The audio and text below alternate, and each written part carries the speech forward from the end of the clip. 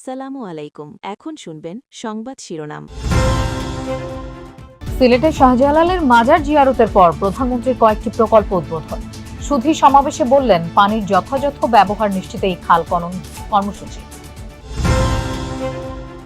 4 জেলার হাওড়াঞ্চলের বিস্তীর্ণ জমির ফসল এখনো পানির নিচে। দ্বিগুণ মজুরিতেও মিলছে না শ্রমিক। আধা পাকা ধান নষ্ট হওয়ায় দিশেহারা কৃষক। হাম ও উপসর্গে দীর্ঘ হচ্ছে মৃত্যুর মিছিল। চুয়াডাঙ্গায় হাসপাতালে আরও এক শিশুর মৃত্যু। চট্টগ্রামে একই শয্যায় ভর্তি রাখা হচ্ছে 3-4 জনকে।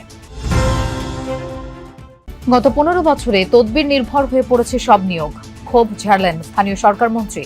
সরকারের সব জায়গায় অনিয়ম, দুর্নীতি আর স্বজনপ্রীতি।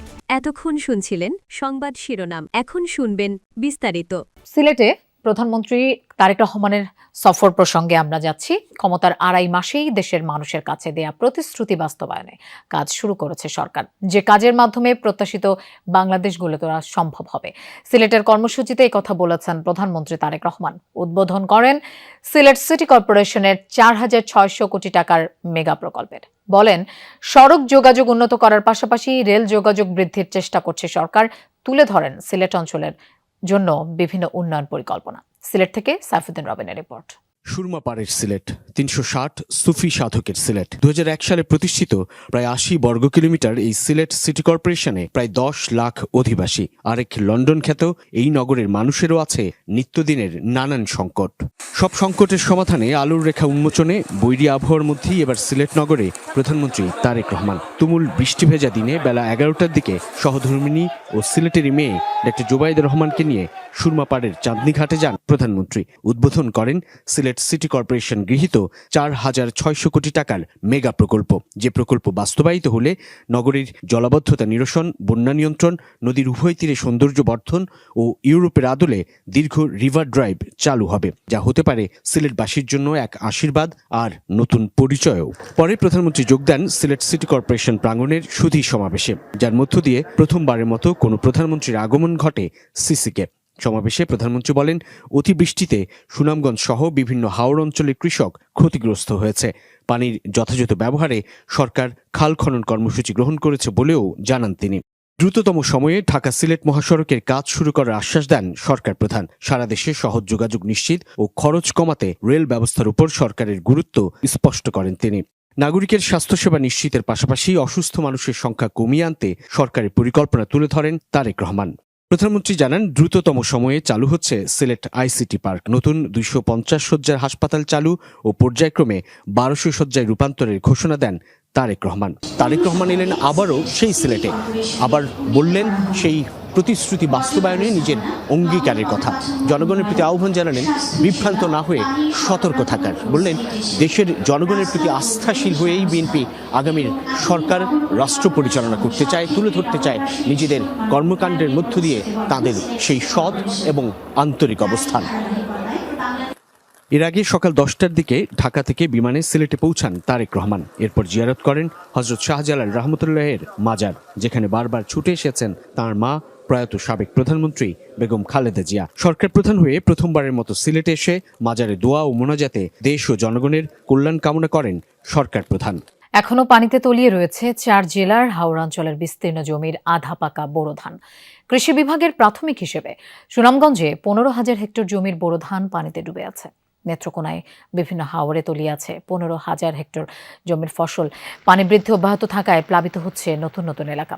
কিশোরগঞ্জে বৃষ্টি অব্যাহত থাকায় বাড়ছে নদ নদীর পানি। জেলায় বড় মৌসুমে ক্ষতিগ্রস্ত 7,000 হেক্টর জমির ধান। হবিগঞ্জে প্লাবনে পুরোপুরি তলিয়েছে 11,000 হেক্টর জমির বোরো ধান। গতকাল পর্যন্ত হাওরের 57% ধান কাটা হয়েছে। পানিতে থাকায় জমিতে নামানো যাচ্ছে না হারভেস্টার মেশিন। অন্যদিকে দ্বিগুণ মজুরি দিয়েও মিলছে না ধান কাটার শ্রমিক। তাই বাধ্য হয়ে কষ্টার্জিত ফসল রক্ষায় পানিতে নেমে ধান কাটছেন কৃষাণী। সরকারি সহায়তা প্রদানের লক্ষ্যে ক্ষতিগ্রস্ত চাষিদের তালিকা তৈরির কাজ করছে কৃষি বিভাগ। দর্শক, আমরা সরাসরি নেত্রকোনায় যেতে চাই সহকর্মী কামাল হোসেনের কাছে। কামাল, আজও কি বৃষ্টিপাত হয়েছে? আর ধান কাটার জন্য শ্রমিক মিলছে কিনা? হ্যাঁ, লোপা তেমে তেমে আজকেও বৃষ্টি হচ্ছে। গত রাত থেকে বৃষ্টিপাত হচ্ছে। উঁচু জায়গাগুলোতে শ্রমিকরা কাটছেন মিলেমিশে ধান। যে জায়গাগুলোতে আগের দিন দেখা যায় যে ধান রয়েছে, সবুজ ধান, কিন্তু পরদিন সেগুলো তলিয়ে যায়, এমনটি জানিয়েছেন কৃষকরা। ফলে এখানে কৃষকদের সংকটও রয়েছে। তারা তারা ধান কাটার যে শ্রমিক সংকট রয়েছে, ১,৫০০ থেকে ২,০০০ টাকা ধরেও তাদের শ্রমিক মিলছে না। সারা জেলায় কিন্তু যে উঁচু এবং নিচু অঞ্চলের দানি তলিয়ে যাওয়া শুরু করেছে। শুধু হাওর অঞ্চলে ৪২,০০০ হেক্টর জমির মধ্যে প্রায় ৬০ ভাগ ফসল কাটা হয়েছে, বাকি ৪০ ভাগ ফসল পানির তলে তলিয়ে গেছে। তো ওই অঞ্চলগুলোতে এখন আর ধান কাটা সম্ভব না, কিন্তু জেলার ১০ উপজেলায়, যে উপজেলার নিম্নাঞ্চলগুলোতে কম বেশি সবগুলোতেই প্লাবিত হওয়া শুরু করেছে এবং ধান তলিয়ে যাচ্ছে। আর দুর্ভোগ মানুষের বেড়েছে। এখানে কৃষি শ্রমিক সংকট এবং অতিরিক্ত জলাবদ্ধতার কারণে কিন্তু হারভেস্টার দিয়েও, মেশিন দিয়েও তারা ধান কাটতে পারছে না, ফলে সমস্যায় পড়ছেন। অন্যদিকে শ্রমিক, যে ধান কাটা শ্রমিকের ১,৫০০ থেকে ২,০০০ টাকা মজুরিতেও শ্রমিক পাওয়া যাচ্ছে না। অন্যদিকে ধান হচ্ছে মাত্র ৫০০ টাকা মন। ফলে বাজারগুলোতে নিয়ে গেলেও কৃষকদের ধান বিক্রি করতে পারছেন না, শ্রমিকের বেতন দিতে পারছেন না। এই অবস্থায় মহা সংকটের মধ্যে পড়েছেন জেলার কৃষকরা। যদিও সরকার ধান কেনার ঘোষণা দিয়েছেন, আগামীকাল থেকে ধান কেনা শুরু হবে, কিন্তু এই কাঁচা ধান বিক্রির উপযোগী হবে না। রোদ না ওঠার কারণে কিন্তু তারা সরকারিভাবে যে ধান বিক্রির প্রক্রিয়াতে যেতে পারছেন না, ফলে ক্ষতিগ্রস্তই হচ্ছেন কৃষকরা। লোপা। কামাল, আপনাকে ধন্যবাদ আমাদের সাথে যোগ দেবার জন্য। হামের উপসর্গ নিয়ে দেশে আরও এক শিশুর মৃত্যু হয়েছে। সংক্রমণ ও উপসর্গ নিয়ে মৃত্যুর মিছিল দীর্ঘ হওয়ায় উদ্বিগ্ন অভিভাবকরা। সকালে চুয়াডাঙ্গা সদর হাসপাতালে মৃত্যু হয় ৮ মাস বয়সী এক শিশুর। সেখানে চিকিৎসাধীন রয়েছেন ১৭ জন। ময়মনসিংহ মেডিকেলে নতুন রোগী ভর্তি হয়েছে ২০ জন। হাসপাতালটিতে চিকিৎসাধীন ৮৩ জন। রাজশাহী মেডিকেলে হাম উপসর্গ নিয়ে নতুন রোগী ভর্তি হয়েছে ২১ জন। চিকিৎসা নিয়ে বাড়ি ফিরেছে ৪ জন। বর্তমানে চিকিৎসাধীন ১৩১ জন রোগী। এছাড়া খুলনা, বরিশাল, রংপুর, চট্টগ্রাম বিভাগের বিভিন্ন হাসপাতালেও প্রতিদিন হামের উপসর্গ নিয়ে ভর্তি হচ্ছে রোগীরা। অনেক জায়গায় ওয়ার্ডে জায়গা সংকটে বারান্দায় রেখেও রোগীদের চিকিৎসা দেওয়া হচ্ছে। এদিকে চট্টগ্রামে নিয়ন্ত্রণের বাইরে চলে যাচ্ছে হাম পরিস্থিতি। প্রতিদিনই বাড়ছে আক্রান্ত ও উপসর্গ নিয়ে আসা শিশু রোগের সংখ্যা। চাপ সামলাতে না পেরে একই শয্যায় ভর্তি রাখা হয়েছে ৩ থেকে ৪ জন শিশুকে। জ্বর, নিউমোনিয়া আর জটিল উপসর্গে লড়ছে এসব শিশুরা। এখন পর্যন্ত হামে একজনের, আর গত ১ মাসে শুধু নিউমোনিয়ায় আক্রান্ত হয়ে ৪০ শিশুর মৃত্যু হয়েছে। গত ১ মাস ধরে হাসপাতালই যেন হয়ে উঠেছে আলিয়া বেগমের ঘরবাড়ি। পেশায় ভাঙারি ব্যবসায়ী এই নারীর এখন দিনরাত কাটছে চট্টগ্রাম মেডিকেল কলেজ হাসপাতালে। কারণ তার ৪ শিশু সন্তান হামে আক্রান্ত হয়ে গত ১ সপ্তাহ ধরে ভর্তি রয়েছে হাসপাতালে। কক্সবাজারের উখিয়ার এই বাসিন্দা জানান, তার মোট ১১ সন্তানের সবাই হামে আক্রান্ত হয়েছিল।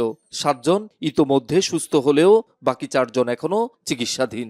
শিশুদের গায়ে ফুসকুড়ির পাশাপাশি